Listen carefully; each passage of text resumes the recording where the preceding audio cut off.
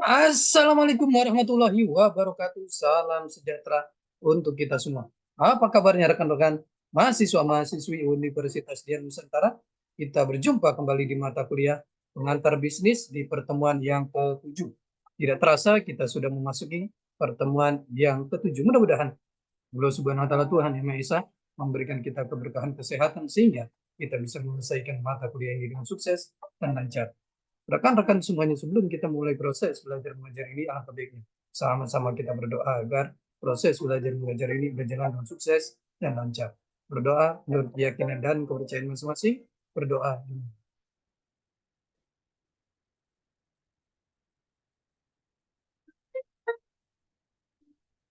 Selesai. Rekan-rekan semuanya, di pertemuan yang ke-7 ini kita akan membahas materi yang sangat menarik sekali. Mohon izin saya share materinya. Di pertemuan ke-7 ini kita akan membahas materi mengenai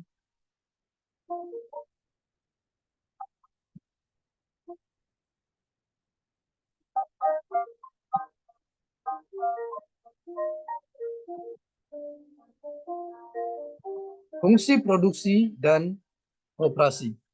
Ini materi yang sangat menarik sekali. Fungsi, produksi, dan operasi. Produksi, suatu proses mentransfer masukan-masukan atau input dari sumber daya menjadi keluaran atau output yang dibutuhkan oleh konsumen. Output berupa barang dan jasa. Pengertian produksi atau operasi. Setiap kegiatan yang menciptakan kegunaan atau utility kemampuan produk untuk memuaskan keinginan manusia.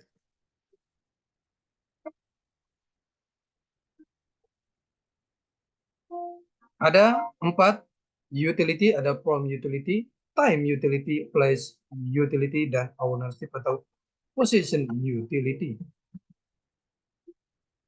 Manajemen operasi, proses pengarahan dan pengendalian yang sistematis dalam merubah sumber daya menjadi barang jadi.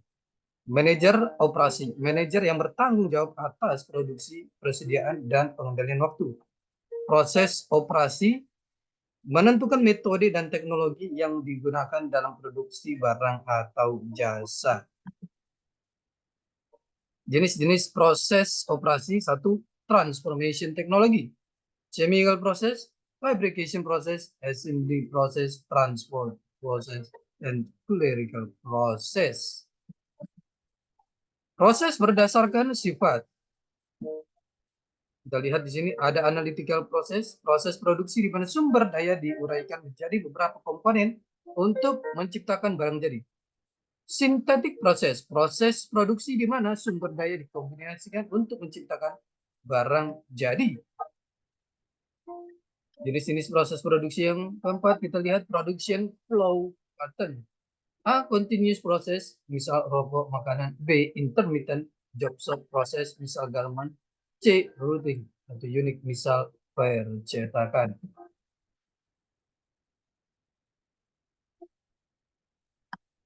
Operation planning: 1. Forecasting, 2. Capacity planning, 3. Location planning, raw material oriented dan market oriented. 4. Layout planning, proses layout, produk layout, dan cellular layout. 5. Quality planning. 6. Method planning. Operation scheduling, misal master production schedule, yang menunjukkan produk mana yang akan diproduksi. Alat-alatnya, Gantt chart dan PERT chart, Problem Evaluation and Review Technique. Operation Control, proses pemantauan kinerja produksi dengan cara membandingkan hasil dengan rincian rencana dan jadwal atau schedule. Koreksi dilakukan apabila terjadi ketidakcocokan. Material Management, perencanaan, pengorganisasian, dan pengendalian arus bahan baku sebelum produksi dimulai. Manajemen bahan baku meliputi transportasi, pergudangan, pengendalian persediaan. Inventory control kita lihat di sini, proses penerimaan, penyimpanan, penyampaian, dan perhitungan seluruh bahan baku, bahkan sampai barang jadi. Purchasing, pembelian bahan baku yang tepat pada jumlah yang dibutuhkan, dengan harga yang wajar dan waktu yang tepat. Faktor yang perlu diperhatikan, biaya penyimpanan, lead time, dan seleksi pemasok. Manajemen sumber daya manusia, pengembangan dan pengadministrasian program untuk meningkatkan kualitas dan kinerja dari orang-orang yang bekerja di dalam suatu organisasi. Peran MSDM bagi perusahaan, semua manajer berurusan dengan MSDM. Kegiatan rekrut, melatih, dan mengembangkan para karyawan, dan menetapkan program-program evaluasi, kompensasi, dan tunjangan sangat mempengaruhi operasional perusahaan. Pengadaan SDM, perencanaan SDM, job analysis, job description, job specification, forecasting. Kita lihat di sini. Penyusunan staf dalam organisasi, eksternal, perekrutan, seleksi, staf internal, sistem tertutup dan terbuka, senioritas. Pengembangan SDM, orientasi, pelatihan dan pengembangan, on the job training, off the job training, pengembangan manajemen, penilaian kinerja, turun jabatan dan pemberhentian, tindak disiplin dan turun pangkat, pemecatan, pemotongan, dan perampingan. Pemeliharaan SDM bisa dilakukan dengan gaji dan upah, program-program insentif individual, sistem penggajian berdasar prestasi, pembayaran atas kerja, pembayaran variabel, insentif keseluruhan perusahaan, rencana upah bagi laba, bonus, dan upah atas pengetahuan. Pemeliharaan SDM, program-program tunjangan, asuransi kompensasi pekerja, rencana pensiun, kafetaria benefit plan, pilihan alternatif, skema dasar produksi, ada input, proses, dan output. Produksi, suatu proses mentransfer masukan-masukan atau input dari sumber daya menjadi keluaran atau output yang dibutuhkan oleh konsumen. Output berupa barang dan juga jasa. Pengertian produksi atau operasi, setiap kegiatan yang menciptakan kegunaan atau utility, kemampuan produk untuk memuaskan keinginan manusia. Tujuan manajemen produksi adalah memproduksi atau mengatur produksi barang-barang dan jasa-jasa dalam jumlah, kualitas, harga, waktu, serta tempat tertentu sesuai dengan kebutuhan. Manajemen operasi, proses pengarahan dan pengendalian yang sistematis dalam berubah sumber daya menjadi barang jadi. Manajer yang bertanggung jawab atas produksi, persediaan, dan pengendalian mutu. Menentukan metode dan teknologi yang digunakan dalam produksi barang atau jasa.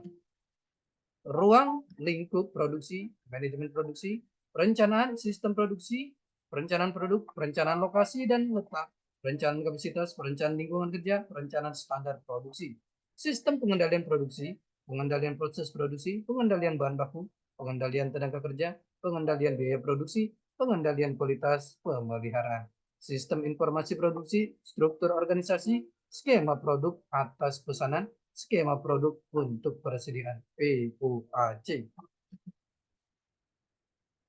Proses transformasi masukan, proses keluaran, SDM, modal, material, mesin, metode, pasar, informasi. Proses transformasi, keluaran barang atau jasa, feedback.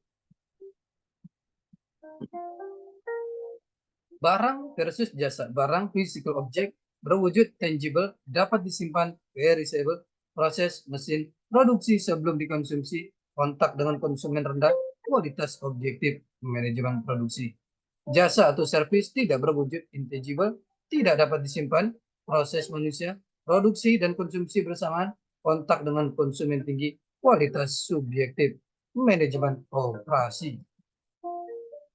Jenis-jenis operasi, transformation technology, chemical process, fabrication process, assembly process, transfer process, dan clerical process. Proses berdasarkan sifat-sifat. Kita lihat ada analitik proses, proses produksi di mana sumber daya diuraikan menjadi beberapa komponen untuk menciptakan barang jadi.